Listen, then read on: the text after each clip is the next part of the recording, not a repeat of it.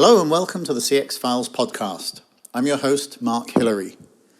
Julian Burnett is Vice President of Global Markets in the distribution sector at IBM. That's a long title, but in short, he's an expert on retail with personal experience of working at the top level in several leading retailers. Before IBM, he was the CIO at House of Fraser. He was the CTO at John Lewis, and he was also the CTO at Sainsbury's. So he has a fantastic CV, and I was really happy that IBM suggested we could talk about CX in the modern retail environment. We talked about subscriptions, budget retail, and Amazon, of course.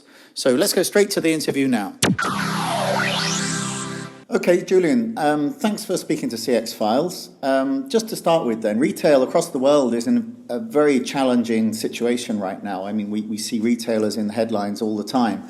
Consumer behavior has changed a lot. The big shopping malls often feel quite archaic today.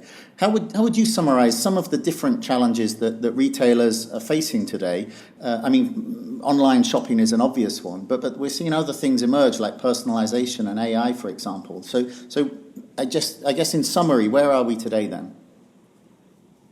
I think in summary, Mark, many of the challenges facing retail are not new. The basic premise of retail remains, moving product towards consumer as cost efficiently as possible, making sure that you've got the right things in the right place at the right price at the right time. All of those challenges can continue and have done for many years in retail and will, I propose, continue. The reality is that we now have a very different consumer attitude towards retail and towards consumption. And for me, there are a number of ways in which novel and innovative applications of some technologies that you've highlighted there, AI and personalization, to name the two, are playing a role in driving a different model of connection between consumers, the built environment that you highlight in terms of mails, and the product. Much of my work is to promote the concept that connectivity between all parts of the retail ecosystem through digital data and technology capability can drive a very different operating environment and drive for efficiency in a new normal where consumer demand is driving a very different set of challenges upstream in supply chains, and we're seeing this manifest in many ways in terms of retail store space challenges where there is judged to be too much of it, retail product wastage, sustainability concerns. All of these come together in I guess a recognition that the era of e-commerce is over, and now we're into an era of genuine structural challenge in retail where all parts of the operating model of a retailer, all parts of the operating model of the ecosystem of retail need to be addressed. And we're certainly seeing a number of applications of AI, for example, which are seeking to improve inventory efficiency, which in turn is driving a level of customer experience where availability can be more assured of having the product in the right place relative to consumers' location. I think the concept of location has become much more important since customers want to receive product where they choose to be, and that demands a level of intelligence in a retailer's supply chain which hitherto hasn't been quite so essential. Replenishing product to a store is a pretty simple mechanism, but fulfilling product to a customer's location wherever that might be, and to do both of those things simultaneously and efficiently is where I see a lot of the innovation happening. Okay, and that's interesting, yeah, because I suppose for more than 2 decades, whenever anyone talks about retail innovation, they talk about Amazon. But Amazon's always focused on the process and how they sell things rather than what they're selling, I think. That really allows them to redefine what they're doing in retail.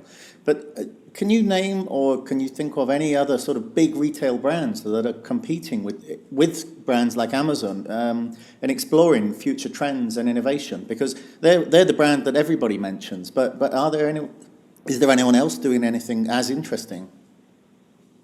Oh, absolutely there are, and I would absolutely concur with your point. Amazon has focused on how they sell. They are, by design, a pretty efficient supply chain, and their distribution and logistics capability has really helped them do what they have achieved in terms of their growth. I have another point of view in terms of Amazon, of course, but in terms of their computing capability. But for sure, I see other retailers not just emulating, but excelling in relation to their own strategies here. So in the UK market alone, if you look at Sainsbury's and the Sainsbury's Argos acquisition, they're now actively consolidating those two business operating models together, taking advantage of the best capabilities of both the customer base, the physical location of stores, the supply chain capabilities. Similarly, with John Lewis partnership, the John Lewis and Waitrose combination is now taking hold as the future for that organisation, and they are innovating largely in the join-up across those two organisations. And it's not just through innovation in terms of customer experience and customer engagement, but equally coming back to my earlier point about innovation in inventory efficiency, in distribution and logistics efficiencies, in location awareness, and in the combination of and recognition of physical and digital retail being advantageous compared to those with only an online channel or those with only a store channel. I'm seeing quite a lot of similarities in the work that, for example, Dixon's Carphone are now doing. All of these are clients of IBM's, and to some extent we're involved in every one of those initiatives. The innovation is really coming around the areas of working capital efficiency, availability of inventory, and thoughtful re-engineering of distribution and logistics. To come back to my point that Amazon is a pretty efficient fulfillment model, and it's through that efficiency that they've gained scale. Mm-hmm. Yeah, and personalization is also one of the areas that I've seen many retailers exploring, particularly trying to personalize the in-store experience, because people have got used to a much more personal online experience. But how do retailers balance the need to gather the information from customers that they need to be able to create a personal service, just as the regulators become much more wary about allowing brands access to personal data? Yeah, and I think this is a really fascinating topic, Mark, because I think personalisation means many things in many situations. Let's take it at face value that it relates to creating something unique in the experience, but I don't think it ends there. What I see is that there's a distinction between those that use historic data to create pseudo-personalised experiences, i.e. people like you like this, people who do what you do this. So being able to customise content that's presented on websites is difficult to emulate in store. However, organisations that I'm seeing are building a different model around personalisation, looking forward at customer behaviour and customer behaviour in the moment, and creating more personal experiences that are contextual rather than historically driven. And certainly work that we've been doing across a number of customers is looking at what are the signals and events that are driving a particular shopping mission. Okay.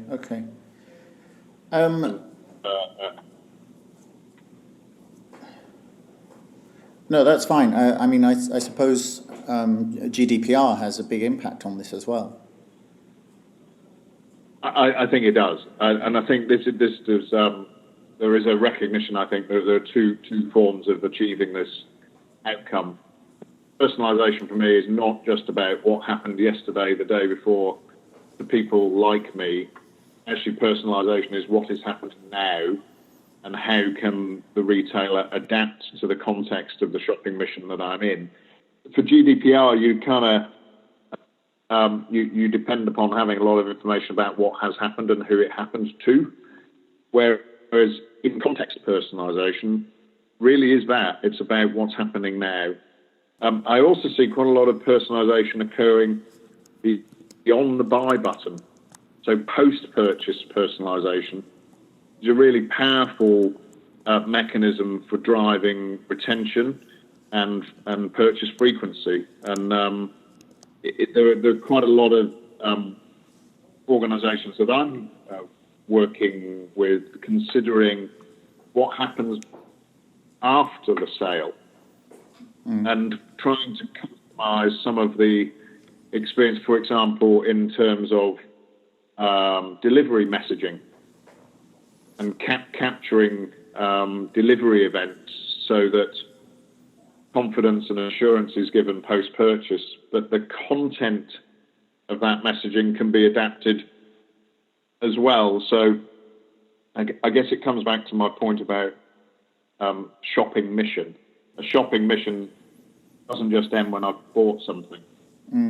It ends when I potentially even had delivery, judged that it's not appropriate, taken it back to a shop, returned it, had a refund or replaced it. And quite a lot of value in personalisation of that experience comes beyond the buy button. Yeah, that's like a completely changing customer journey. And I wanted to ask you about a very different model then. Dollar Shave Club is probably the biggest example. They started pretty much with just a YouTube video and a warehouse full of razor blades. But within 5 or 6 years, they sold out to Unilever for $1 billion.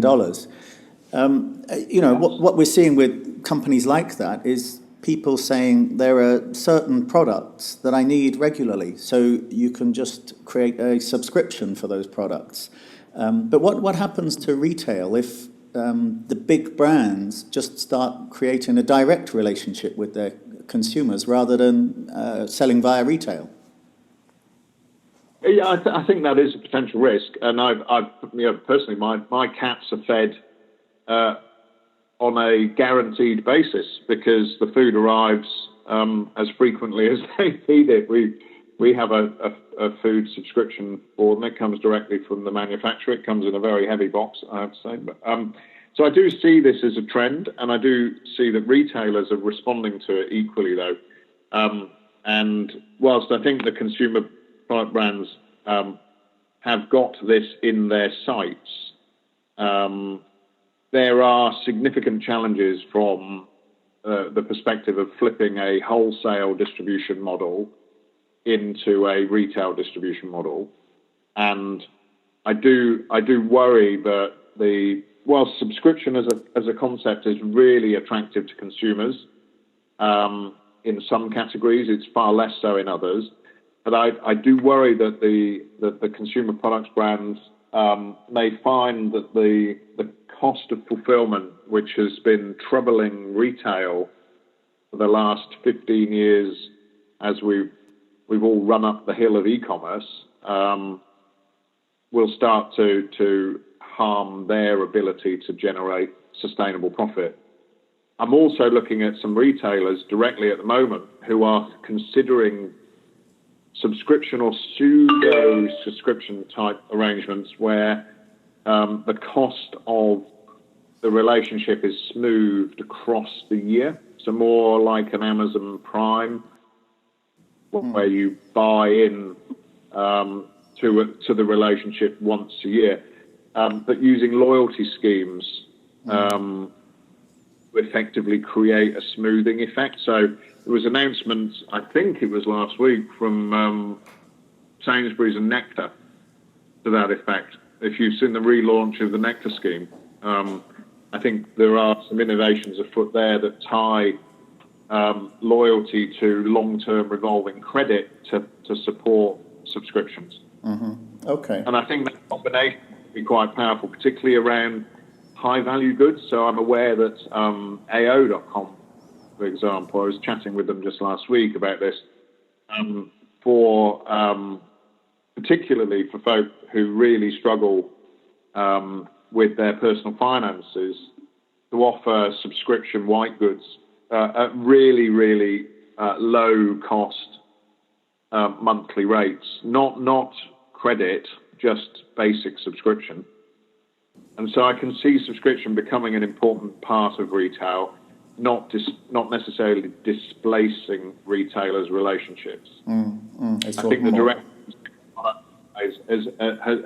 has yet to play through in the same way that e-commerce did. We got quite keen on e-commerce quite quickly, and then realised a little late that it costs a lot.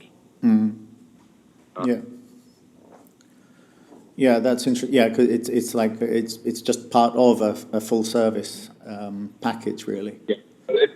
If you've been used to shipping large volume consignment into the back of a retailer's warehouse, and then all of a sudden you're having to create a supply chain to fulfill single item consumer packages, the economics of that can be quite challenging for a brand.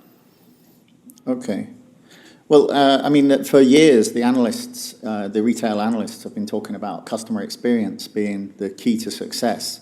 But, you know, you can look around in the Europe, especially in the UK, with the success of the budget supermarkets with a limited range and limited customer experience. Is retail going to continue to succeed with this focus on price, or will they have to change? Will we see a sort of evolution in these kind of budget chains? I think it will. I think that, if you look at the economics of those organisations, particularly the discount grocery retailers, they're not making money in the market today. They are offering something which is, I suppose, playing to a limited combination of factors. So convenience, there are relatively more of them close to customers, and price. But there are many other factors that consumers value above and beyond convenience and price. Choice is something that still continues to be a very significant factor in purchasing consideration. Have you got what I want? No, you haven't. I'm going somewhere else. Have you got what I want when I want?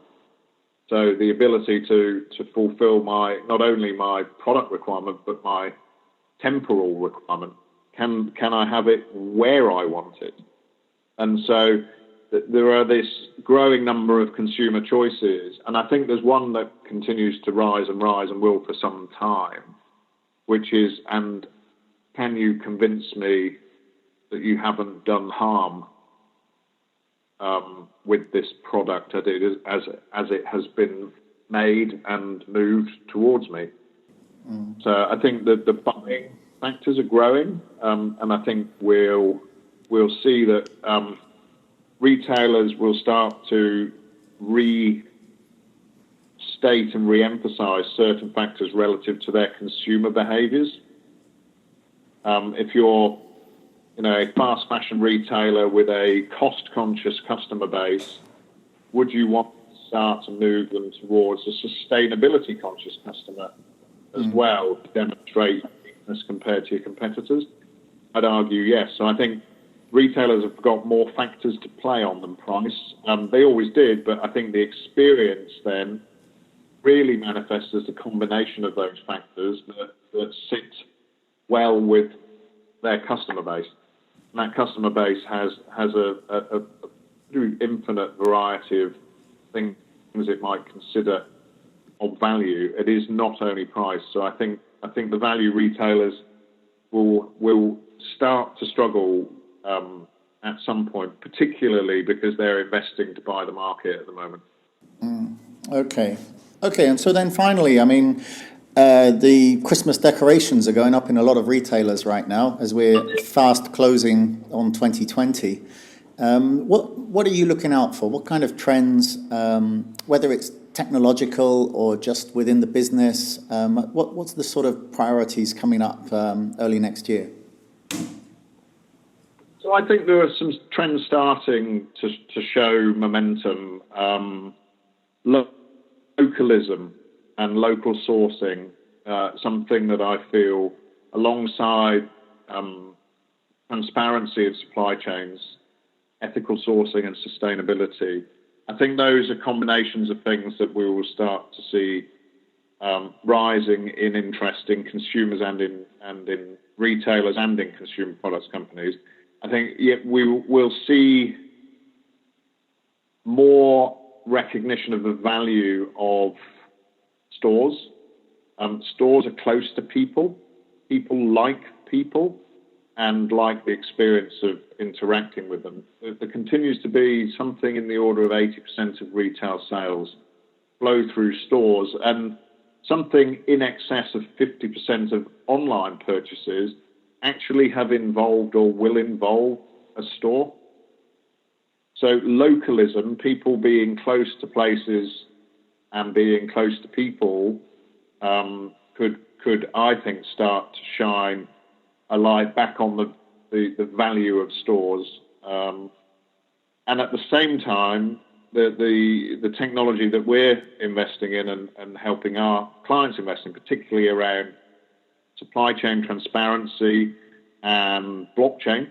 For example, our IBM Food Trust Network, work that we're doing with the Institute of Fashion and some other designers, for example, where AI is being used to really hone product ranges in line with demand so that product better matches that demand, so that waste in the supply chain is reduced and working capital efficiency is improved. These are all structural changes that I think we'll start to see an increased focus as we move into the next perhaps 5 years of retail across the retail ecosystem, not just in retailers, but in the entire end-to-end provision of product to consumer.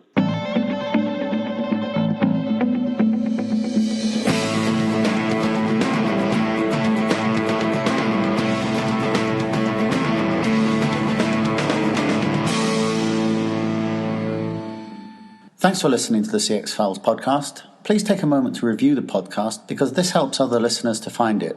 And if you have any suggestions, then get in touch with me on Twitter or LinkedIn. I'm at Mark Hillary with 2 L's, or just search Google for Mark Hillary.